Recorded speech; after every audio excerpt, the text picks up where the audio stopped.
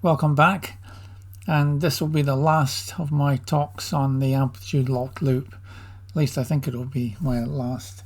I moved to New Zealand in the turn of the century, more or less bang on. I think it was like the 3rd of January in 2000, and left Archie Pettigrew was the inventor of the Amplitude Locked Loop and the magnetic recording, and AMPSys Limited, the company that he'd formed behind, and took up a job at Massey University here in the North Shore in Auckland. I no longer work there, of course, but I did at the time. But I didn't lose touch of what he was doing. We regularly emailed one another. Fortunately, it was at the right time. We couldn't Skype then, as far as I remember, so we were communicating by email. I don't know if I'd give the odd phone call or not, but it was mostly by email. And there's a few bits and pieces he kept me up to date with, that he'd been working, for example, on co-channel interference with two channels, and he'd managed to separate them, and he'd sold this device which could do this. But it wasn't like lots of people were interested in that kind of line of work. He realised from talking to people in industry, because he was in industry himself, but talking to other people in industry, that multipath interference was really the problem that needed to be solved. And I think just in 2005, he contacted me and he said he'd made this breakthrough that, as far as I remember, he'd put all the equipment into the back seat of his car with an inverter, from the battery, so he could power the oscilloscope and all the things, and he could look at waveforms coming from a radio or his radio in real time as they drove through various parts of the country.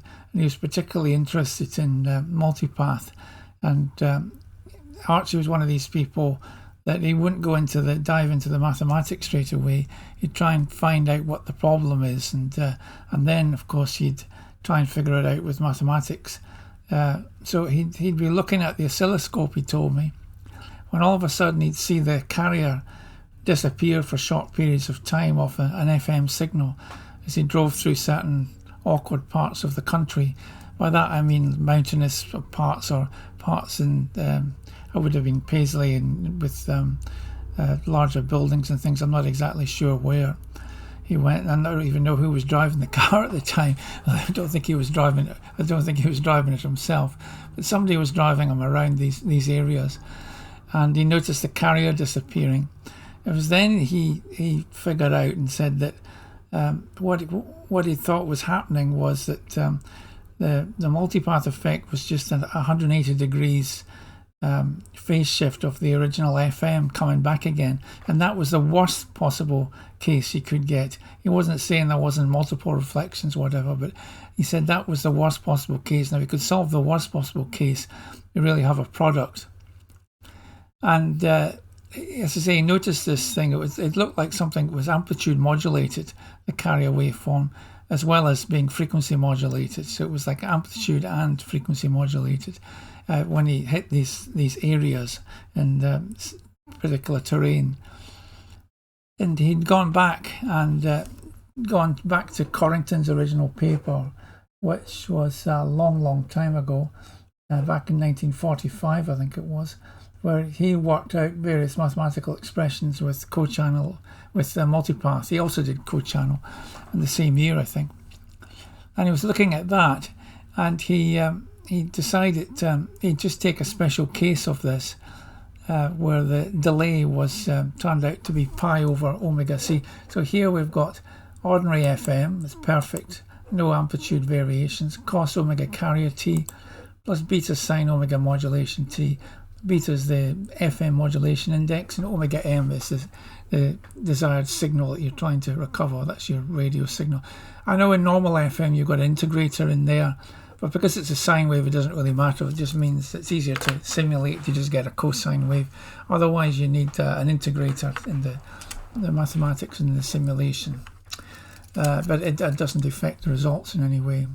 I guess you could really put a low pass filter with a very low cutoff to do the integration as well. Would do the same thing, as long as you're in the minus 20 dB per decade region of the filter. That's first order.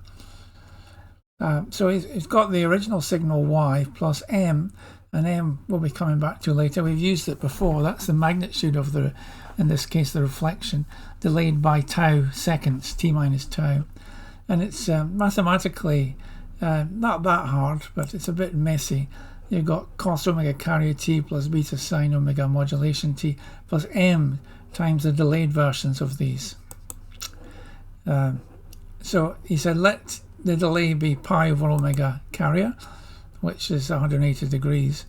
And he said that would be true for different values of pi. For example, when you replace pi with 2n minus 1 pi, so you get pi, 3 pi, 5 pi, and so on. It's a little bit like interference. You get, well, it is interference really of sorts. And if you do the maths for this, he hadn't actually done. He did do some of the maths, but what he didn't do was the demodulation. He'd worked out the sum of these. If I can find the paper that he did it on. It's here somewhere. Yeah. So there's all this sort of maths.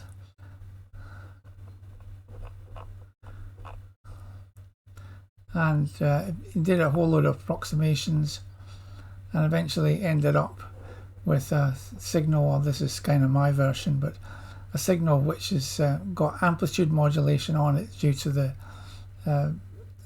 coming from the signal, and it's also got frequency modulation on it as well.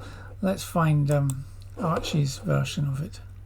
He wrote an article for Wireless World. He was always into this. Archie's version is much easier to understand. Here it is here. When you add them up, you get cos omega modulation t times the ordinary FM. So it's an FM signal which has got amplitude modulation on top. That's like double sideband suppressed carrier, because there's no DC term. If there was like a 1 or something plus that times that, it would be like AM, but there's no carrier within it, and that makes it particularly nasty, of course, because it that means it's going to go right down to 0, the envelope. And he renamed this. I don't know, it was sort of a marketing thing. He didn't just call it multipath. He called it suppressed carrier AM FM. So suppressed carrier AM spelt scam, and then FM. So he called it scam FM. I didn't think it was a great idea calling it scam, because it sounded like it was a scam. But it wasn't a scam. It certainly was the case mathematically, and it worked in practice. I'll talk a bit more about that later. So this is what it looked like. It looked something like that. That's a simulation of it.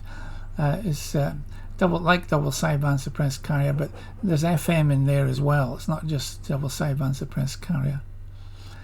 And I came back to Pays. Actually, I went to York to give a lecture there on something, but in a conference. But I took that opportunity in 2005. It was 5 years later to go back and visit Archie when he was just doing this, and he explained it to me.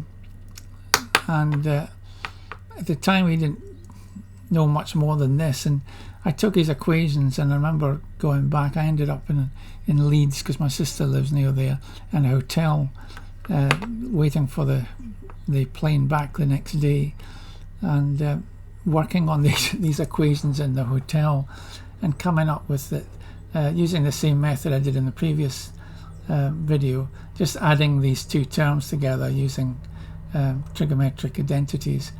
That the sum of these two terms worked out to be like this.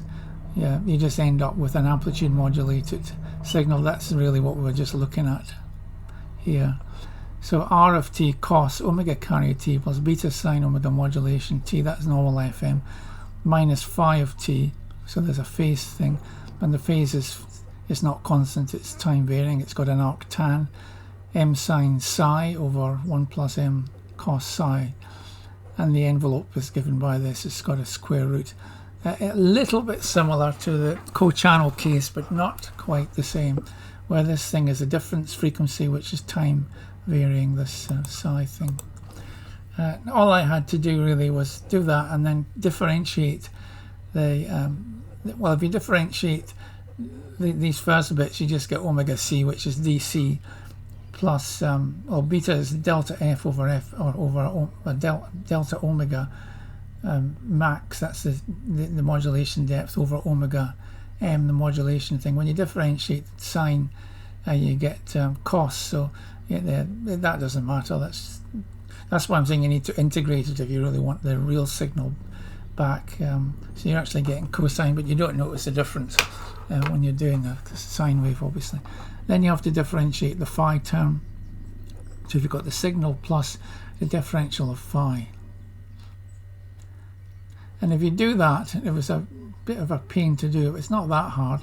When you differentiate arctan, it's just 1 over 1 plus this bit squared, and then you have to differentiate the function. It's a function of a function, what's within that, and so it's a little bit messy, but when you do that, you get this expression out here, which I then went ahead and simulated it on MATLAB when I got back to Auckland. I don't think I did it in the hotel, but I did have a laptop, I think, in those days.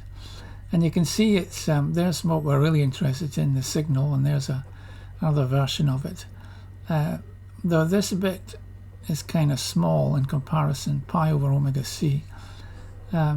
It's clearly multiplicative in some way, what we ended up. And when I got quite a shock when I simulated it, because what happened was I ended up with spikes, but it was spikes at the zero crossings of the waveform, and not where I expected them. I thought it would be something like what we had with the co-channel interference problem, but no, we're at the zero crossing. When I talked to Archie about it, of course, he said, well, yes, that's the worst possible case, because at the zero crossing, that's when the signal is you got no signal, and then you've got maximum noise at the zero crossing. So that's the worst possible scenario that we had there. But Archie, I can't remember whether he'd already done it or whether he later worked it out, had a means of cancelling these spikes using what he called a corrective measure. It was on his on that thing which he published in Wireless World. The block diagram is here. So there's your signal coming in from normal FM radio with a local oscillator. It gets beaten down with this little bandpass filter to 10.7 megahertz IF. We were working in 10.7 by that time. We'd moved on from 455 kilohertz. This was vital. We had an AGC. Now that's a very low bandwidth automatic gain control, like a few hertz bandwidth, very low. And it was just to get out all the amplitudes right before it went into the Amplitude Locked Loop. So that recovered the carrier, so there's no amplitude variations, didn't use a limiter. And then it went into the phase lock loop. But down here, what he did was he squared, he took the envelope of the original, once it had been AGC'd, basically rectified it with a squarer. So he took the square of this, and then he low pass filtered it, and that gave him the envelope, just like a normal AM detector really. But so I had to be careful with this filter, as I remember, because if it was too much filtering, you change the phase of the envelope, and it needed to be in phase for this to work. And then he came up with this amazing idea with a divider, but the divider actually wasn't it was an analog divider. It wasn't done mathematically, with a computer or anything, where you took the envelope and you divide it through by the envelope plus an offset. This is divide by 2, isn't that really necessary? And this gave you a special waveform, which we'll talk about in a minute, which you then multiplied by the original waveform. It's the same sort of idea as we'd used before, but this was much more sophisticated. It wasn't just an amplitude locked loop output. And then you filtered the output and supposedly got rid of the spikes. So I'll just show you how that works. So this is what Archie called the corrective waveform. That was the one that came out of a divider unit. The way he did the division was he used a servo loop to do division. He put the waveform in the would have been the feedback path around an op amp or something like an op amp with high gain and in a multiplier. And if you do, and the other signal at the input, and if you do that, you can divide it's two signals. It's not that, that's kind of been known for some time how to divide two signals, but of course it's harder than it looks because you got to stop it oscillating and so on. But he could do that quite easily. And these signals had to go to 0, and then what they would do is when you multiply that by this guy here, you get 0 times that at the 0 crossing, and it knocks the spike out, which is exactly what he wanted. So that was the correction. This is there's a couple of ways you can write this. He called it the correction waveform. D of t here, was the envelope squared rather, which he got from.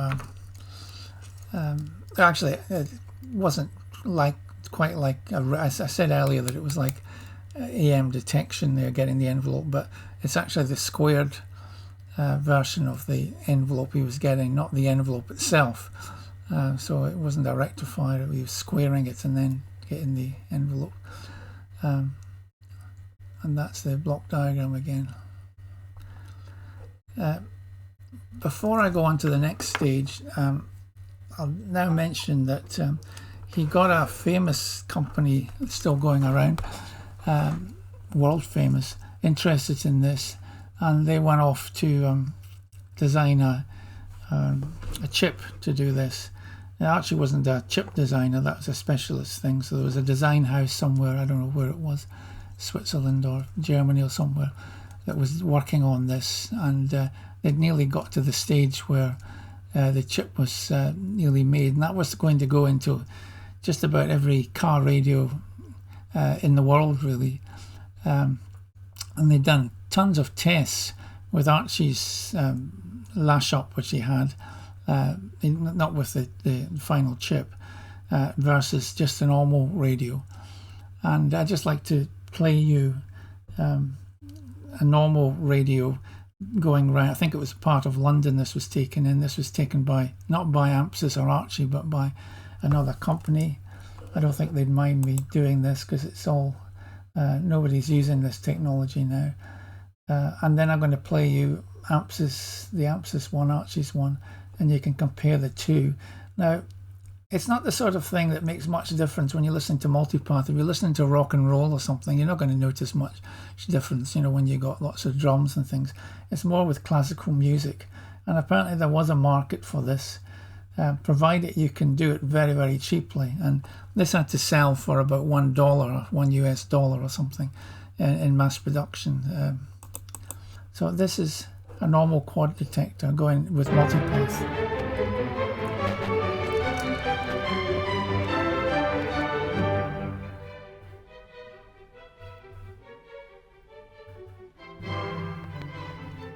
You hear a click there.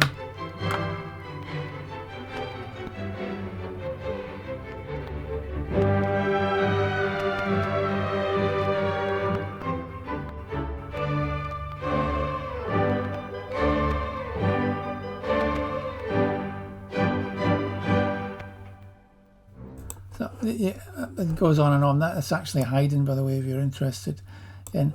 And then Archie's radios, I don't know how they did this. They must have had two separate recorders or something, because it's the same music and so on. It was done in real time.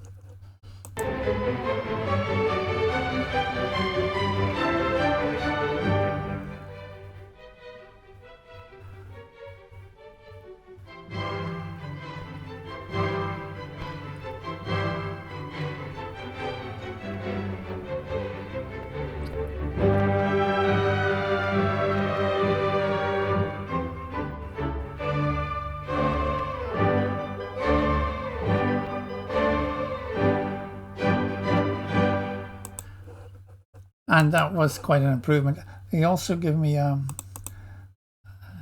the capturing on the scope of something that I don't know where this was taken. Archie took this in his car somewhere, them sitting in the back seat, and this is what he calls Scam FM. That's the Multipath, and this is with his receiver when he below there, both waveforms simultaneously. You can see the removal of these spikes. I just want to show you my simulation of this.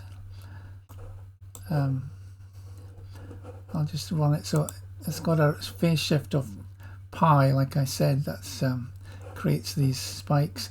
I can change the baseband signal, and the spikes stay where they are, right on the zero crossings at the worst possible case. Here's the envelope, and you can see it's like suppressed carrier. So that's why I called it suppressed carrier AM. But if you zoomed in there, you'd see FM as well. Amplitude Locked Loop, AGC, sorry, is here. It just scales it, basically, the AGC. And the Amplitude Locked Loop output, there's a little bit of transient there. It should really reduce the gain there, but that's given us our constant input to the phase lock loop. And this is his corrective waveform. I've cheated a little bit here because I haven't used his analog version. I've used a special version of my own, which I'll talk about in a minute, a digital version. But you see the corrective waveform goes down to 0, and if you were to line these up, you could show that that happens exactly at that time, and it nullifies the spikes. Well, let's see it working. Turn it on. There it goes. And let's change the frequencies. Those are just transient effects. Those aren't actually interference or anything. You see when I'm changing the...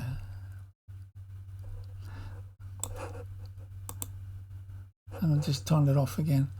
So that's how his multipath thing.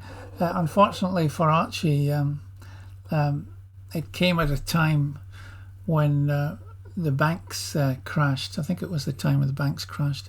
A few years after 2005, might have been by 2010 or something, I can't remember now. And the company he was working with had to pull the plug on him because they were in dire straits.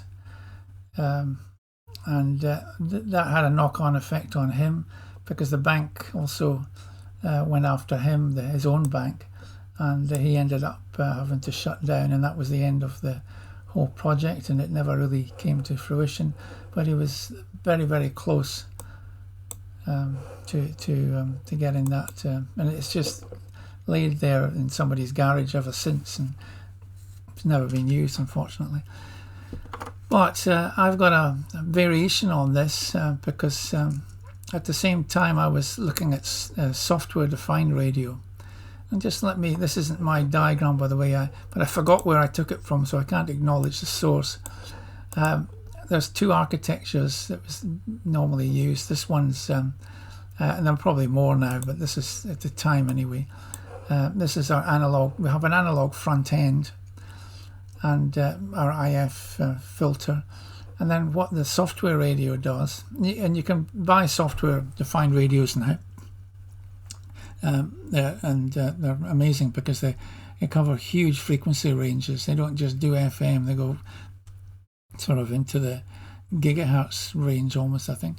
The one I had a video on one of them which I bought relatively cheaply. Anyway, in this scenario you're using analog mixers, which isn't a great idea, and what you do is you multiply by cos and sine.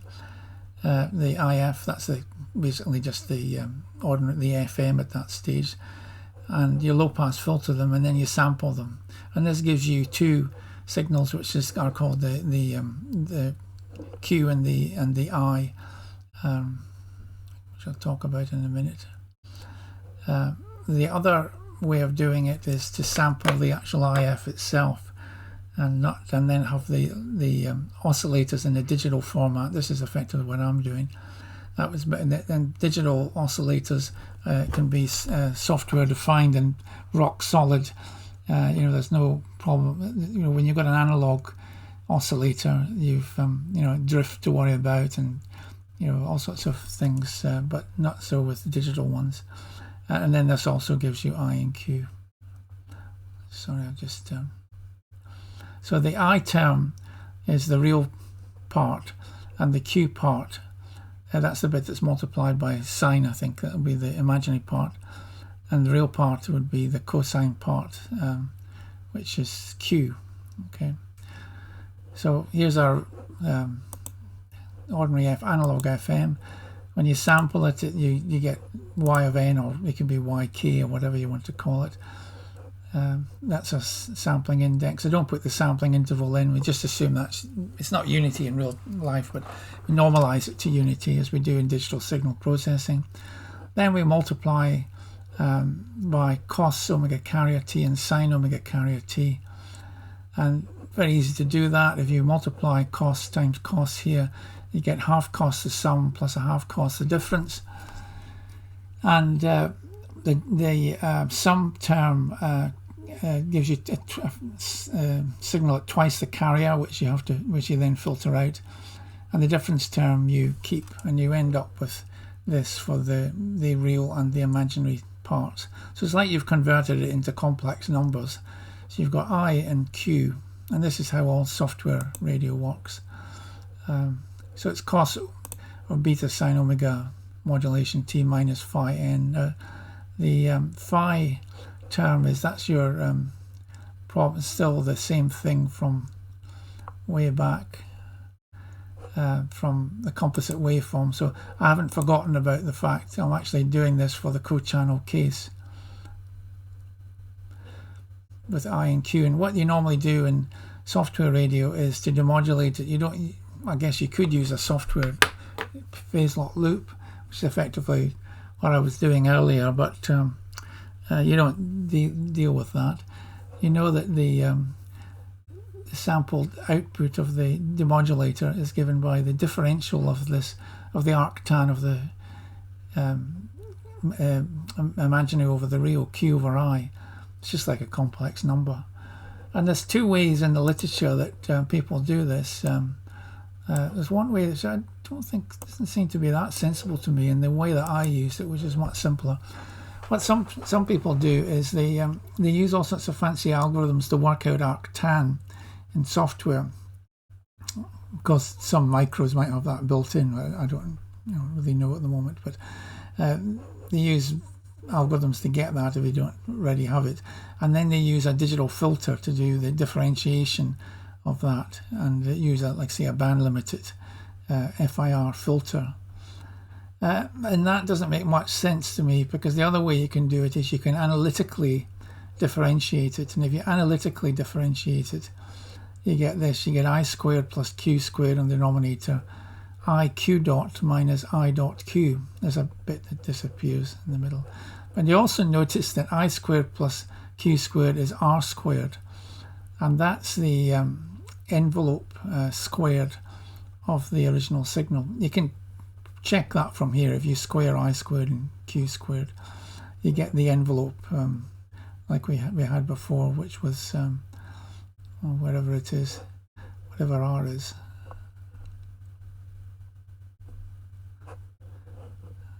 Here you get that. Well, actually what we're getting is R squared rather than the envelope's the square root of that. But so by squaring I squared and Q squared, we get the envelope squared. Now that's useful, because that's the exactly what Archie was using in his analog work. Now to differentiate, by the way, Q and I, we just use I just use a simple Euler integration. Take the first difference, just like you do in a PID controller. It's not very good, of course, because it will amplify high frequency noise, but if you're so inclined, you can certainly use digital signal processing to get more accurate a more accurate band limited differentiator. So this is quite a crude one. When you do that, you then end up with this formula down here, QI minus IQ. Yeah, there's a bit that disappears, over I squared plus Q squared. and you notice I is at the previous time, Q is at the previous time. And I've done that here. This is my, in the simulation, this is my thing that generates IQ. It basically just multiply by the input carrier by cos and sine and low pass filter it. I think a low pass filter is at 200 kilohertz, but could probably do it at much less than that. And then I work out I squared plus Q squared because I need that later. That's the envelope squared. And then I do the differentiation. I use the registers and as a means of getting the previous values of I and Q. I think that's the previous value of Q, and the other ones, I think these labels got a bit mixed up. But that's how you get previous values. You put the present value in here, and then you get the previous, the next time around the loop, that's the previous value, and that's the new value there. That's how you use registers in a lab view simulation. So that's doing the differentiation. Here I've kept the phase lock loop because that's the analog part of it. Then, but I can do away with that completely. I don't actually need the phase lock loop, because if I go back to the slides, once I've got the PLL output, I can, the Archie's formula was this d over half d plus delta. I don't know how he came up with this, where delta is a sort of trimming, very small number. But we know d is equal to r squared, so we get this, and then we get this. That's the final correcting waveform. So, sorry. And so therefore we can do the whole thing in software radio. We don't need an amplitude lock loop. We do need an AGC. We don't need a phase lock loop either. So I'm going to show you how that works. So I'm going to switch over to, there's my software radio. Now you notice it still has the spikes. So you can't rewrite the laws of physics, Captain, as you know. Scotty would say, just because you've got a software radio doesn't mean that it's going to be immune to multipath in any way. Digital audio broadcasting is different. That's you know, when you've got multiple carriers. But this is straight FM, but with software. Now I'm going to put on the corrective waveform, and it all but vanishes completely. And again, those are transients of the effects of the simulation rather than real noise. You can also add noise in if you like, to see what effect that will have. I don't really know here. So that's additive noise, and then I'll turn on the corrective waveform. So it doesn't actually get rid of white noise, but it does get rid of the spikes, just like it was doing in there. But this is with software radio. So there we go, and an improvement to FM radio. If anybody, I know in the UK they moved over to digital audio broadcasting, but quite an amazing piece of work there altogether. But it took a long time to get all the bits together. You know, the understanding of it all. That's the amplitude lock loop output. You see it's centered around 1. Here's the AGC on the noisy term, and there's the original envelope. It's just a scaled version of the AGC. I'll just move down in frequency to show you that it works. All frequencies. Let's go up to, I don't know, see if it works up there. Yeah, it works up at 18 kilohertz. So if you've got a software radio, you can use this method to, if it was in a car, for example, to combat what I actually called scam FM. That's our old AMPSIS logo. AMPSIS unfortunately folded and doesn't exist. I put that in there with a bit of nostalgia. And if you want to read the paper that we wrote a paper about it. Unfortunately, Archie had passed away by the time the paper got published. Multiplicative cancellation approach to multipath suppression in FM radio. Of course, Archie had already published the some of the analog stuff in it, but it wasn't in a journal. It was in Wireless World. So I'd been trying to get this out with him for some time, and it's got quite a lot on it. It's got the noise reduction and so on. I should have a bit, yeah, it's got a bit here on the digital software radio part.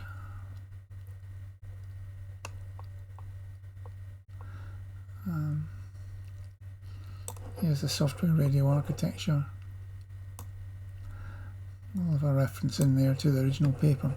So, and that's really the current state of play on amplitude locked loops and what happened at AMPSIS. There's a few funny stories associated with it. Archie always had anecdotal stories. One of them was that this radio that he was working on, and the one with the chip, although he was doing loads of tests all around the country, and he'd parked his car in Kilmacombe, it's an area in West Scotland where he lived. I think it was there, or Bridge of Weir, and from some minor incursion, there was a policeman who needed to see him about something. I don't know where he parked his car or something, but the policeman was very eagle-eyed, and he looked in the back of the car. Of course, he checked whether it was a stolen car or not, whether it was Archie's car. When he saw this radio in the back of the car and an antennae sticking up, and he said to him, "What's that radio for?" And he said, "I can't tell you. It's secret." Well, the guy says, "I'll ask you again." The policeman, he says, "What's the radio for?"